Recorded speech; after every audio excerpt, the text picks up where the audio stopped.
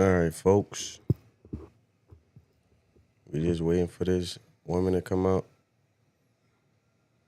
and say her speech.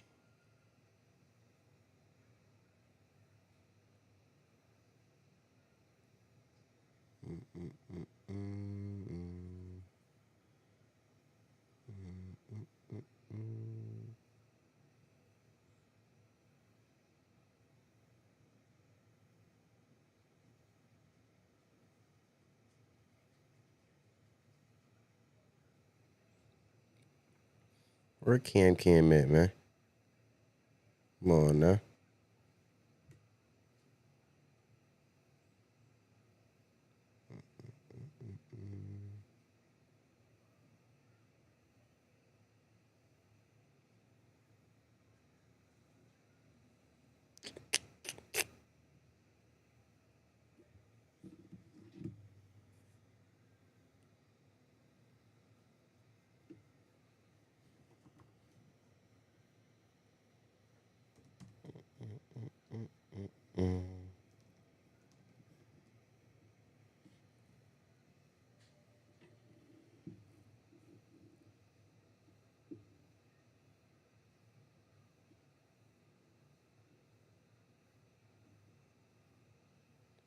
I don't got no music or nothing going on in her joint.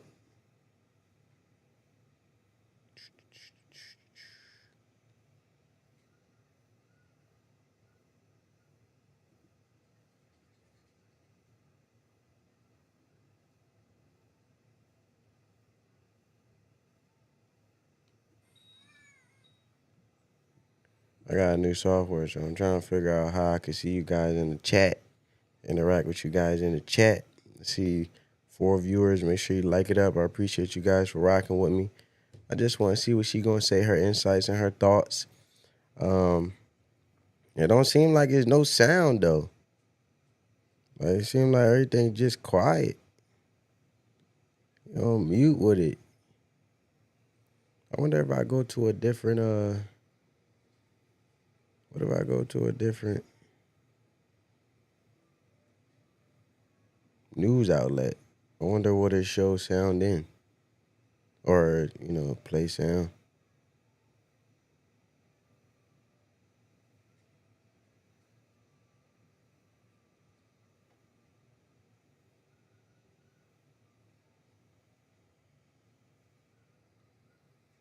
I have no clue right now.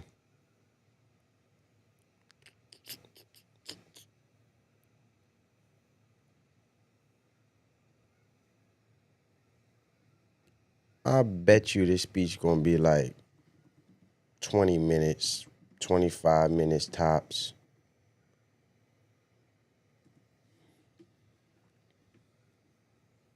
Maybe we'll go somewhere else. Maybe, I'm sure CNN or somebody covering it. Because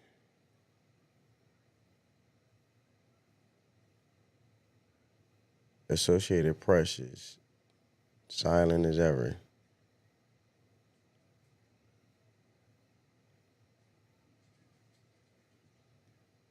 We're making typos and stuff.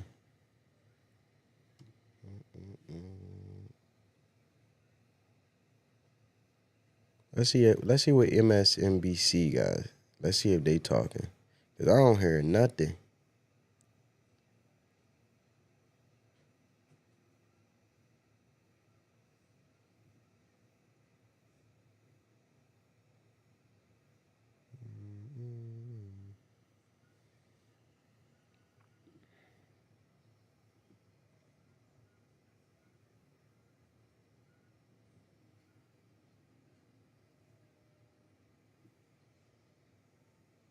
I'm gonna tell you forever, boy. She still ain't come out anyway. Like, she let everybody wait on her. I don't want the Associated Press, MSNBC. It's just quiet. Like,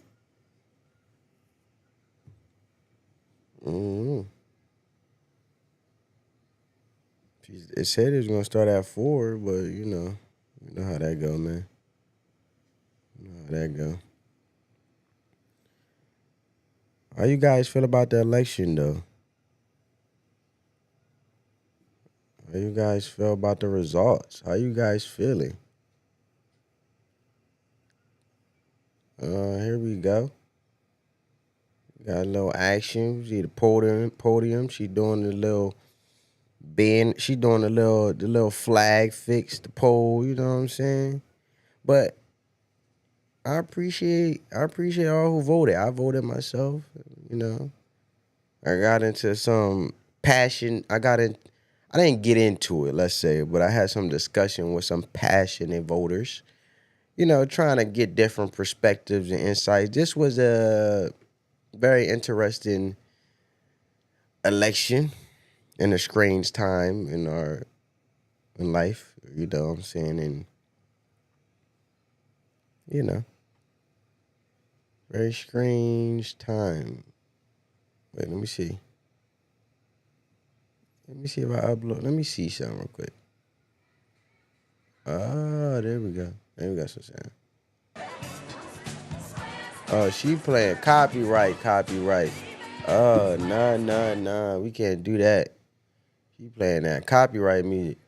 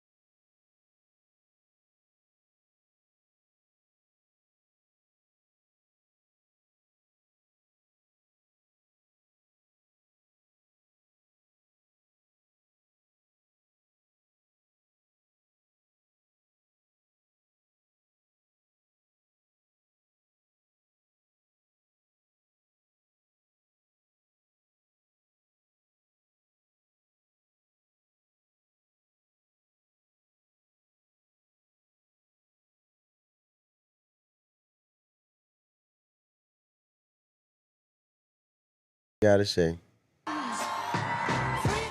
I'm not doing that copyright. But let's see what she gotta say, man. It's what we all been waiting for, right? It's what we all been waiting for.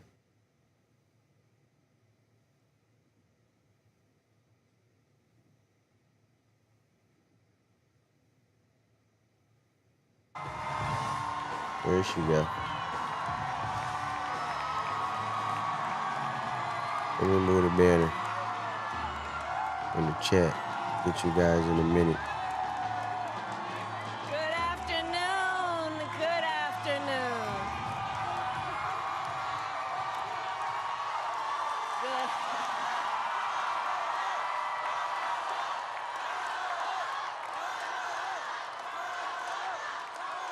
Good afternoon, everyone. Good afternoon. Good afternoon. Good afternoon.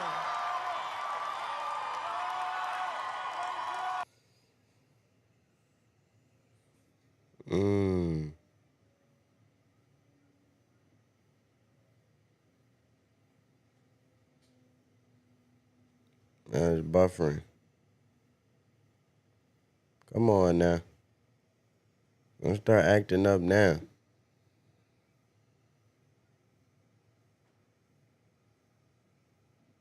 Don't start tripping out now.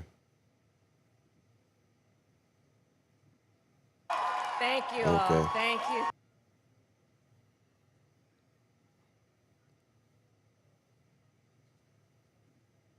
Come on, man. Thank you. Thank you. Thank you. So let me say, and I love you back. And I love you back. So let me say, my heart is full today.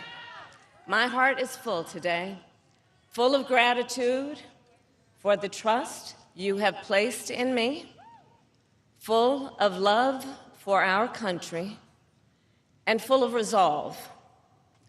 The outcome of this election is not what we wanted, not what we fought for, not what we voted for, but hear me when I say, the light of America's promise will always burn bright. As long as we never give up, and as long as we keep fighting.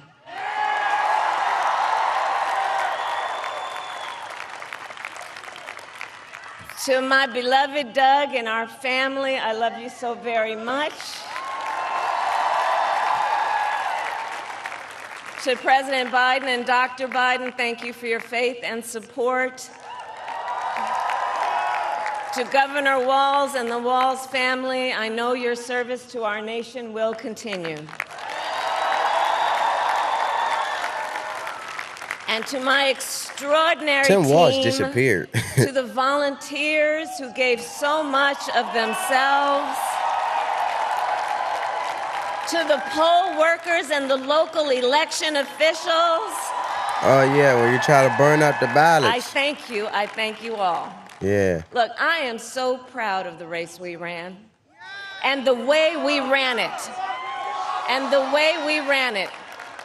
Over the 107 days of this campaign, we have been intentional about building community and building coalitions, bringing people together from every walk of life and background, united by love of country, with enthusiasm and joy in our fight for America's future.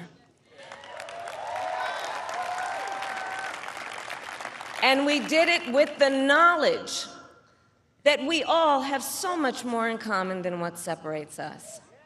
Oh, man, she going down this speech. Now, I know folks are feeling and experiencing a range of emotions right now. I get it. But we accept the results of this election. Earlier today, I spoke with President-elect Trump and congratulated him on his victory. I also told him that we will help him and his team with their transition, and that we will engage in a peaceful transfer of power.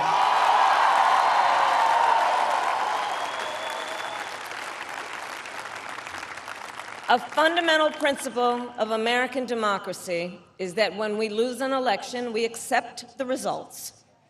That principle, as much as any other, distinguishes democracy from monarchy or tyranny. And anyone who seeks the public trust must honor it. At the same time, in our nation, we owe loyalty not to a president or a party, but to the Constitution of the United States.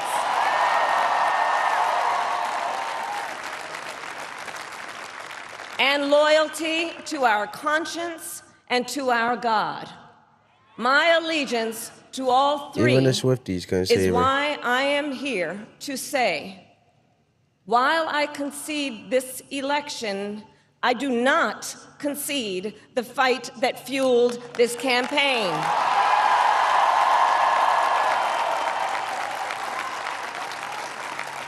The fight for freedom, for opportunity, for fairness, and the dignity of all people. A fight for the ideals at the heart of our nation, the ideals that reflect America at our best. That is a fight I will never give up.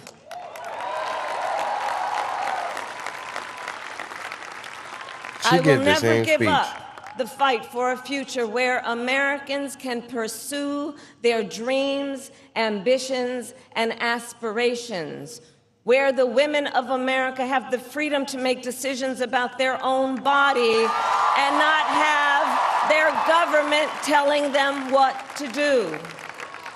We will never give up the fight to protect our schools and our streets from gun violence. And America, we will never give up the fight for our democracy, for the rule of law, for equal justice, and for the sacred idea that every one of us, no matter who we are or where we start out, has certain fundamental rights and freedoms that must be respected and upheld.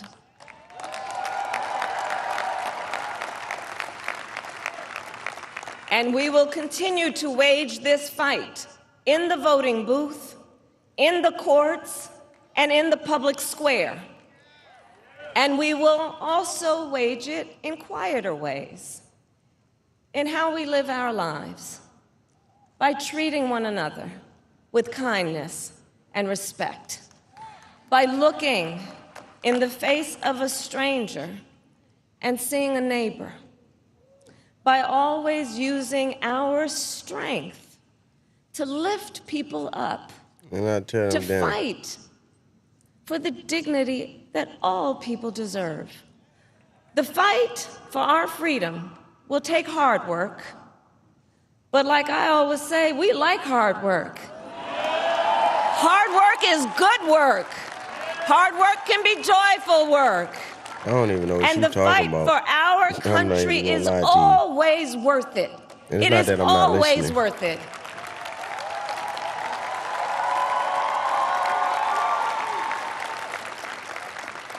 To the young people who are watching.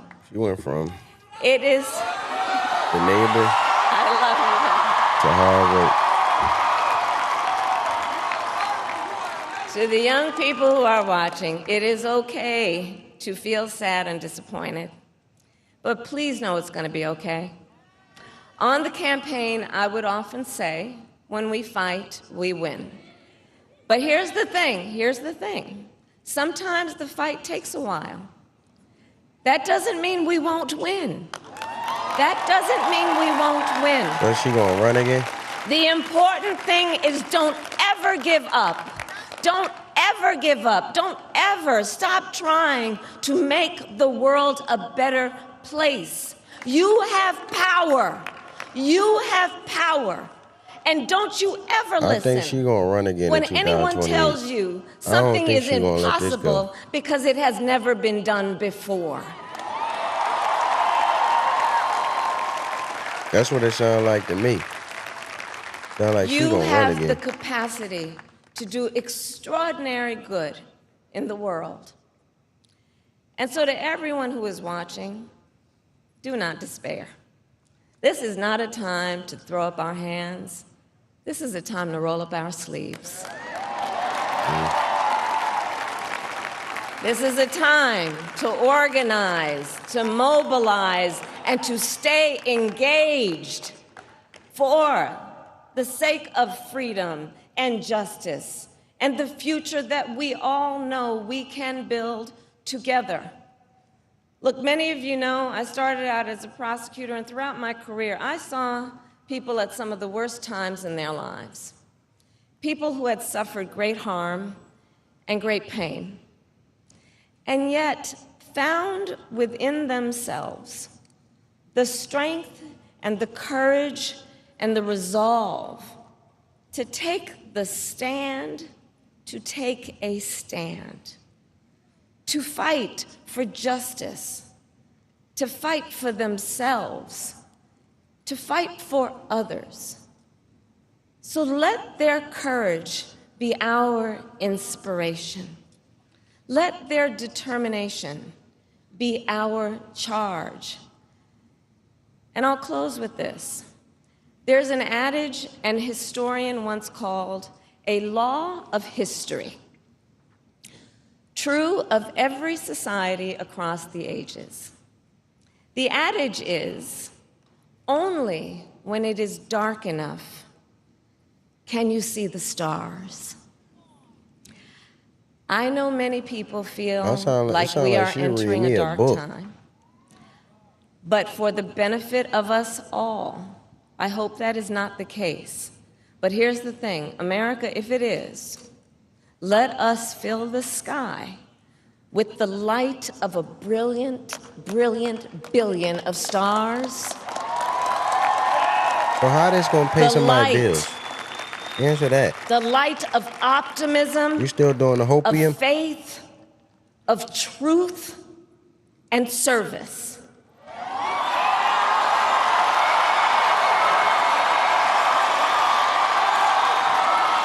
HU. And may that work guide us, even in the face of setbacks, toward the extraordinary promise of the United States of America. I thank you all. May God bless you, and may God bless the United States of America. I thank you all. Interesting. So that's her last time part in the office to be able to say what she's gonna say, and then you gotta, she talking that unburden for what has burdened. You talking about you can't burden what has been unburdened speeches, and I believe that it's the last time that we hear her ever speak and campaign. We heard her say what she meant, what she did, what she said when she said it. So, look, man, that was her concession speech. And I think that she's going to try to run again in 2028. I believe so. She's not going to let this go. But I don't want nobody to feel bad for her because she can make a book about this. She could sell a book. But I think she's trying to set herself up to ultimately be the handpicked chosen one. Because obviously you got Gavin Newsom, but the worst governor of the United States of America, Gavin Newsom, California always be blue and never turns red. You got New York, Eric Adams has no chance. Michigan, they couldn't keep Michigan blue. J.D. Pritzker, he in Illinois somewhere. And Brandon Johnson, he just raising our property taxes to deal with this migrant crisis in Chicago like crazy. California, New York, Colorado, all of these places, Illinois, stayed blue. Minnesota, I don't want to hear from Tim Walz ever again.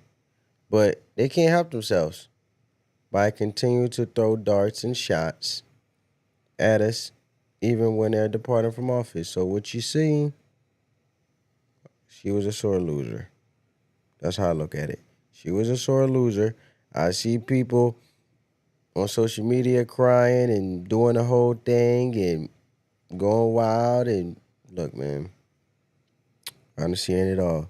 So from all what this happened from election cycles, and look, man, it's crazy. It's just mind blowing. And the thing that needs to be understood is this is a constitutional republic. It is not a democracy.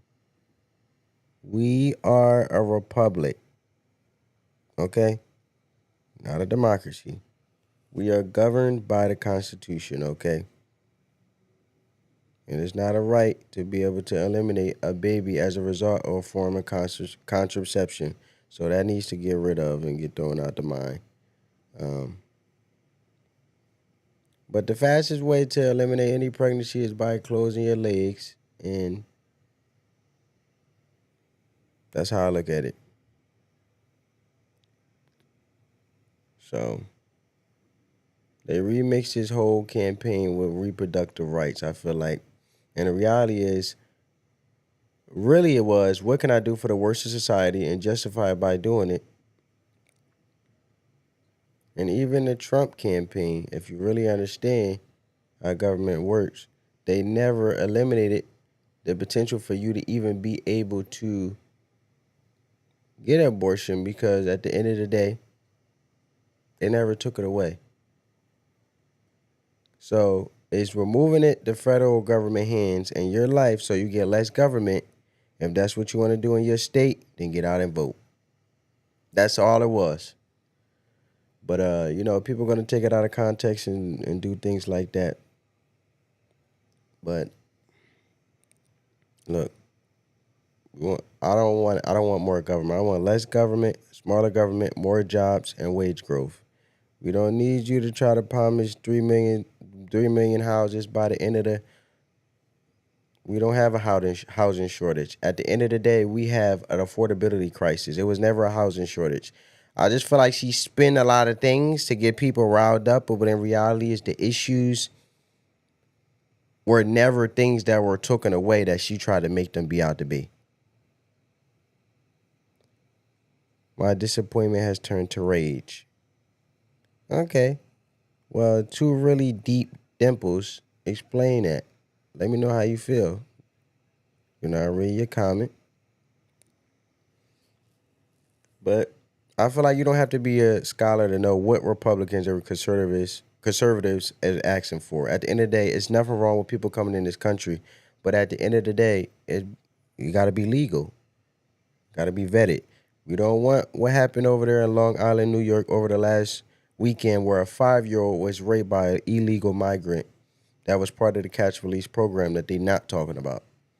We don't want those things. We don't want those unnecessary things. We don't want apartment billions to be taken over by Venezuelan gangs. So it's a lot of things that needs to be talked about that she didn't talk about. I just feel like that's weird and crazy.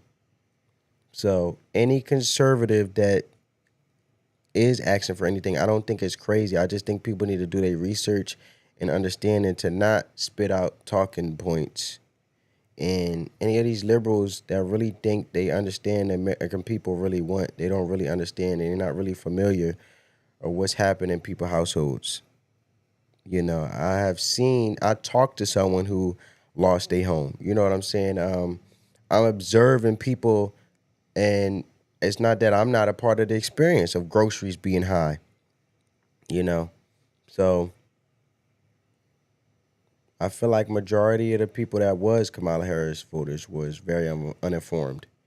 Most people that I talk to is usually ad hominem personal attacks.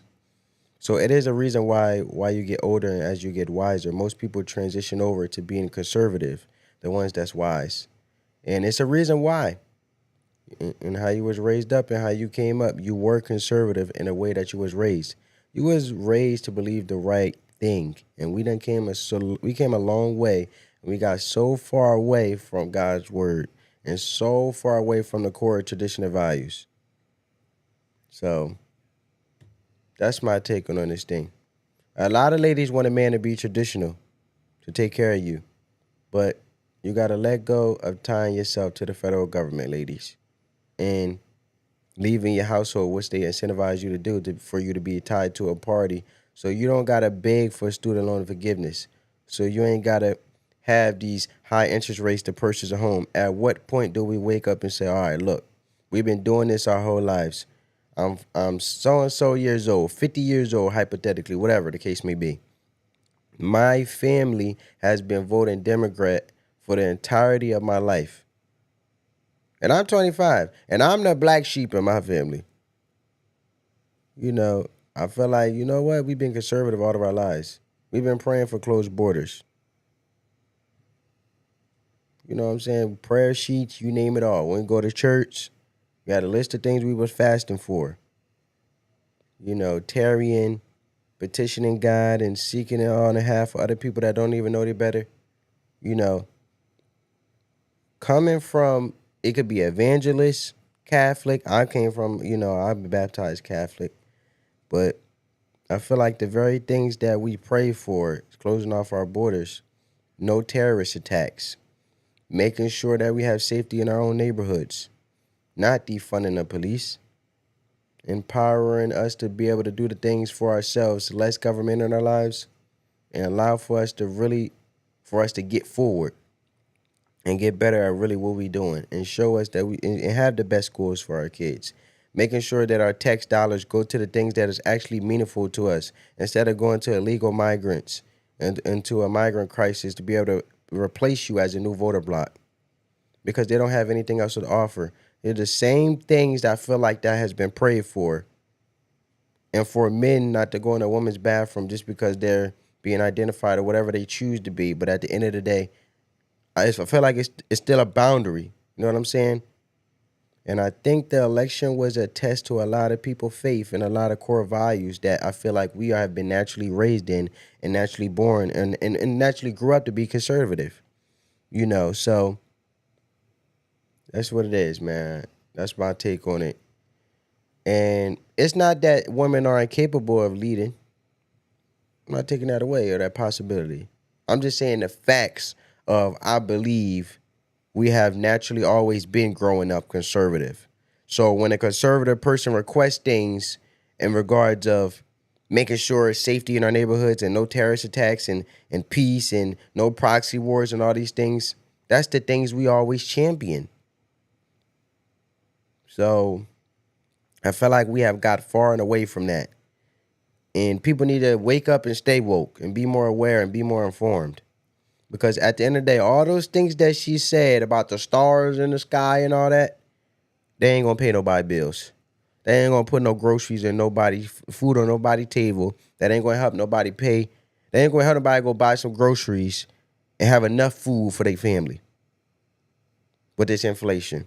And I feel like a lot of people are trying to stay on code, and this victim Olympics, identity politics, it gotta let go, man. It gotta be let go. So, look, man, it's more profitable. It's more profitable if we all come together and do what's best in the best interest of each other and stick together. She talked about her neighbor and lawn and all that, but at the end of the day, why are we so busy running away from the things that we always championed and grew up from? It goes back to my stance of being conservative naturally. We grew up that way. So it's more profitable to keep you in a system than it is allowed to take you out.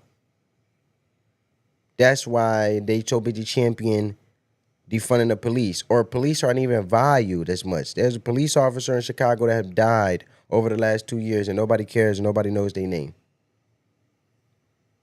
We're not going to keep demonizing the badge and police officers. It's people, uncles and fathers that serve, and now they demonized because they put on a uniform. So you picking and choosing the ones that's bad. You're not rooting out the bad apples. The very same thing that was advocated for, let's say, for example, in this case, in the black community. Don't group me. I'm not a monolith. But then when someone mollywop you and then you want to call them and ask to protect you, but then you want to demonize a cop? And I'm holding my culture, the black individuals, accountable for that. So, look, man, you got to wake up, man. The misinformation, the messy propaganda, it got to stop. It got to stop. And a lot of people want to sleep with each other and not have consequences that go with it. That is wild, man. So I feel like this country need a lot of fixing. And we need to get back to the core of what we are and who we are. And I don't want everybody to agree with me. You know what I'm saying? I'm not interested in having Donald Trump as our president because I align with him. It's about the best interest of us getting back on track from an economic and a policy standpoint. And actually the thing that is conducive for us in our communities and being more safe and coming together, letting the love supersede the hate, eliminating the violence. So, look, man, I feel like we came a long way and we really have gone away from the very things that we actually value. And that's just my take on it, man. But at the end of the day, I was looking forward to Two Really Deep Dimples' response on why he or she disappointment has turned into rage. But at the end of the day, rage isn't the answer, man. Rage is the answer to make sure we going in the right direction. And I'm going to leave it there. But I hope you guys enjoyed this. I hope you guys got some type of insight of what I'm trying to, put down. And at the end of the day, on that note, family, as always, peace.